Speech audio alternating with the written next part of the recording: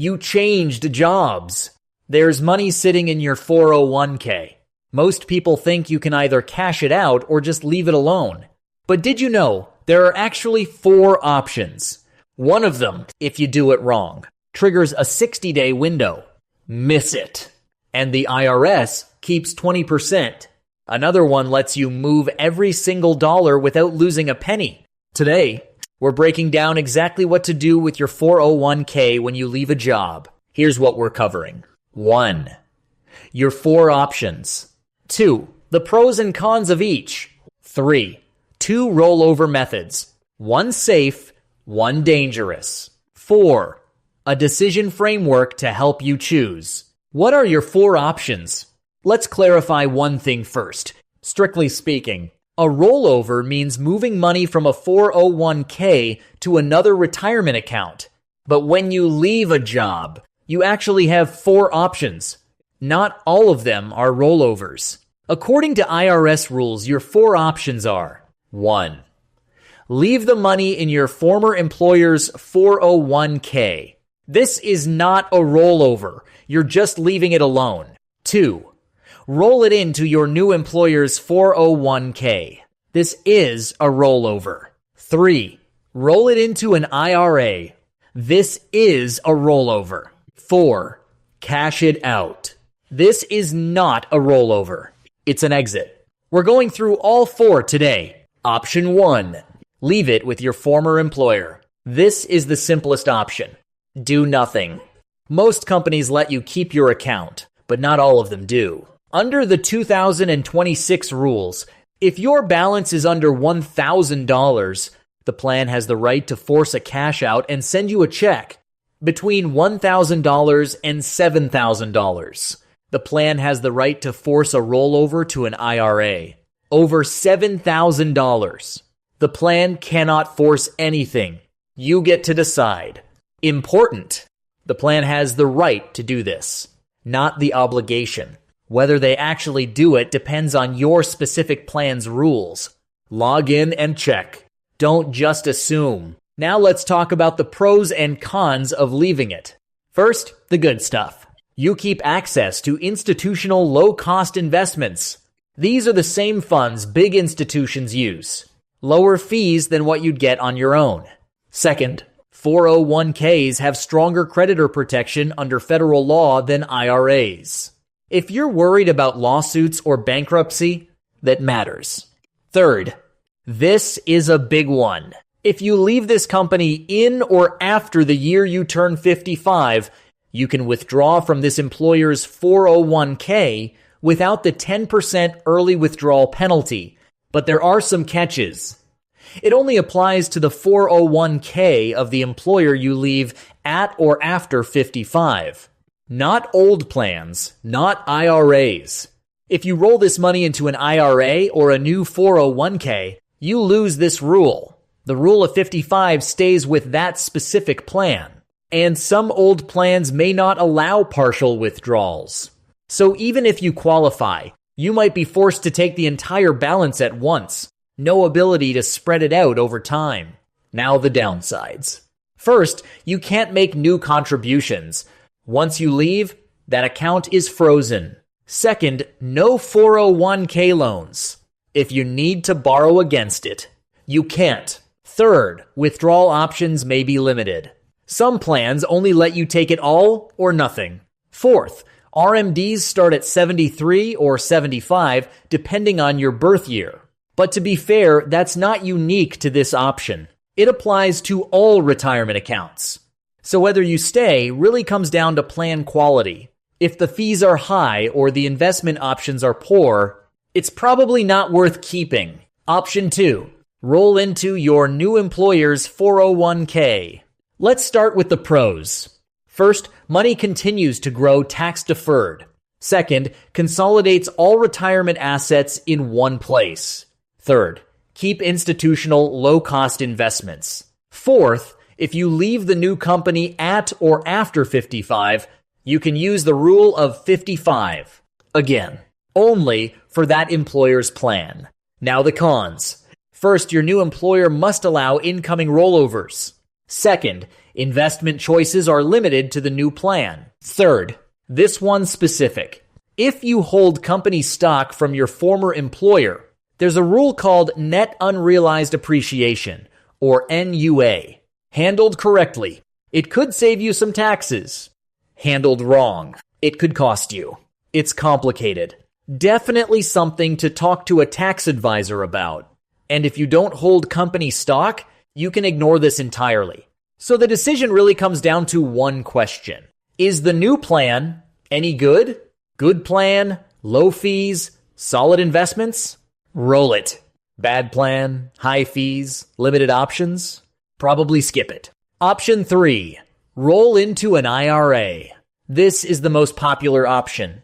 Moving your 401k money into an IRA you control. But there's a catch. Your 401k plan must allow split distributions, meaning it can distinguish between traditional and Roth 401k money and roll them out separately.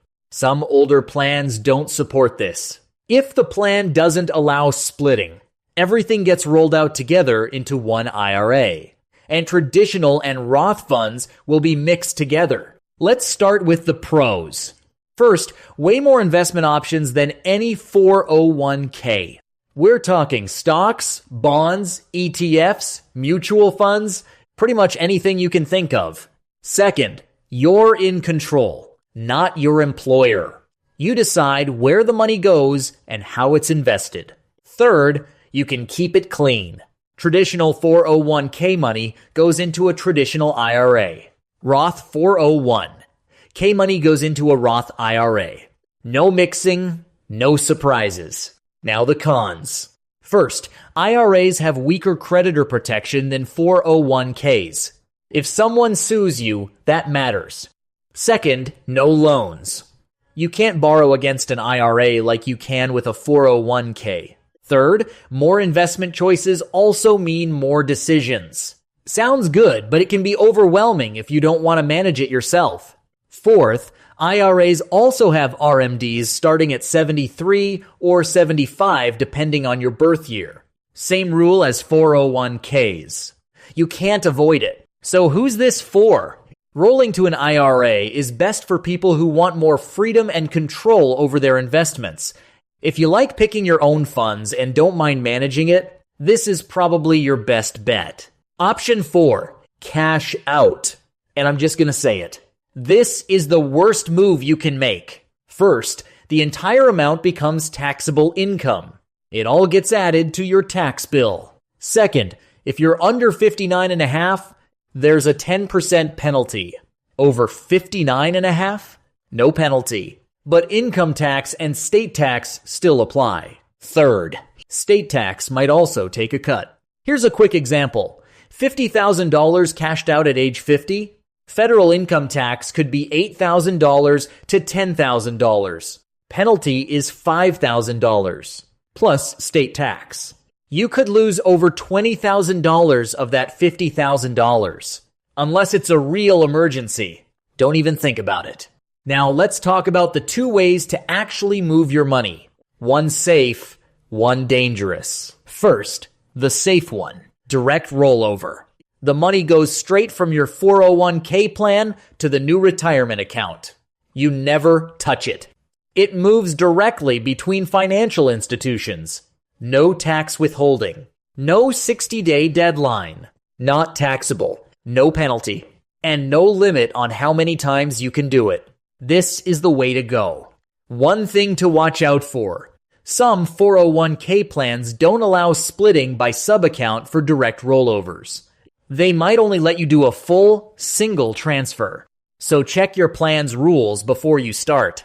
Don't assume. Second, indirect rollover.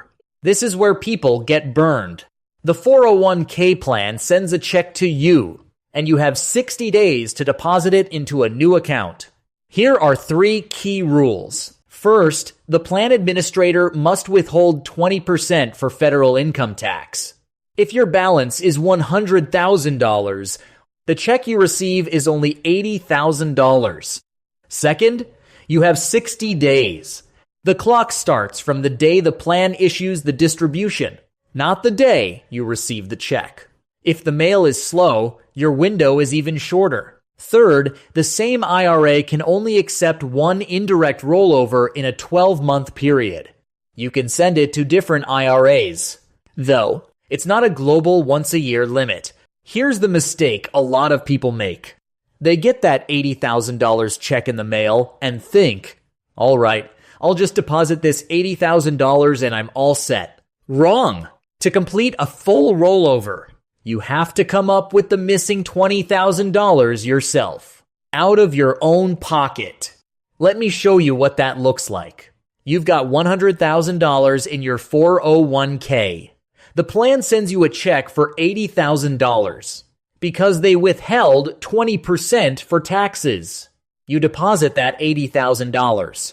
But to make it a full rollover, you need to add another $20,000 from your personal savings to cover what was withheld. So the total you deposit into the new account has to be $100,000, the full amount.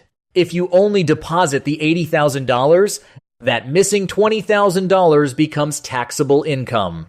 And if you're under 59.5, you're also looking at that 10% penalty. It's a common trap. Don't fall for it. So here's what happens. Two possible outcomes. If you deposit the full $100,000 within that 60-day window, you're safe. You'll get that $20,000 withholding back when you file your taxes. It's basically a refundable deposit. But if you only deposit $80,000, the missing $20,000 gets treated as a taxable distribution. And if you're under 59.5, that 10% penalty kicks in on top of it. The taxes that were withheld, they get applied to your tax bill. If they took out too much, you get a refund. If they didn't take out enough, you owe the difference. Now, one more thing. You only need to come up with that $20,000 if you're doing a full indirect rollover. Partial indirect rollovers are technically possible, but honestly, they're complicated and rarely used. With the 12-month limit, it's just not practical for most people. Stick with the full rollover if you're going this route. Or better yet, just do a direct rollover and avoid all this entirely. Now let's cover a few special situations. First up, Roth 401k. A Roth 401k can roll into a Roth IRA with no tax hit. Both are after-tax money, so it's a clean transfer. But here's the note. If you have a traditional 401k, that's pre-tax money, and you want to roll it into a Roth IRA. That's called a Roth rollover, and that converted amount counts as taxable income. So if you're thinking about doing this, try to do it in a year when your income is lower. It'll save you money on taxes. Situation 2. Employer match and Roth. By default, employer match money is traditional, pre-tax money. That's just how it works. Now, since 2023, employers have been allowed to offer Roth matching. But here's the catch. That only happens if your plan has actually adopted that option and you actively chose it. It's not automatic. It doesn't just happen on its own. So if you're expecting your employer match to be Roth, check your plan first. Don't assume. Situation 3. Inherited 401k. If you're a non-spouse beneficiary, meaning you inherited a 401k from someone who wasn't your spouse, your options are limited. You can only roll it into an inherited IRA. You can't put it into your own personal IRA. And you can't move it into an employer plan. And in most cases, you have to withdraw everything within 10 years. There are a few exceptions, like for disabled individuals, minor children, or people with serious illnesses. But for most people, it's 10 years. Now, if you're a spouse beneficiary, the rules are completely different. You can roll it into your own personal IRA. So if that's you, this doesn't apply. You've got more flexibility. Situation 4. Forced cash out. As mentioned earlier, the plan has the right to force out accounts under $7,000. Under $1,000 can be forced into cash. $1,000. $7,000 can be forced into an IRA. Again, this is a right, not a guarantee. Check your plan's rules and log in to confirm your account status. Alright, now let's compress everything into a simple decision framework. First, the prerequisite. Log in and check your 401k balance and your plan rules. Don't assume your account is still sitting there. If you're under $1,000, the plan may have already made a decision for you. If you're between $1,000 and $7,000, same thing. The plan may have already acted. But if you're over $7,000, you get to decide. So go check first. Step 1. Can you stay in the old plan?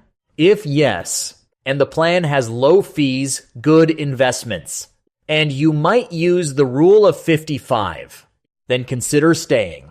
If no, or the fees are high, move on. Step 2. Is your new employer's 401k any good? If yes, low fees, accepts rollovers, then roll into the new 401k. If no, or they don't accept rollovers, keep going. Step 3. Do you want more investment choices and control? If yes, roll into an IRA. If no, and the old plan isn't available and the new plan is poor, then the IRA is really your only reasonable option. Even if you don't want more control, it's still better than cashing out. And if you don't want to manage it yourself, just pick something simple like a target date fund. Now, 2 additional factors to think about. First, creditor protection. 401ks have stronger federal protection than IRAs.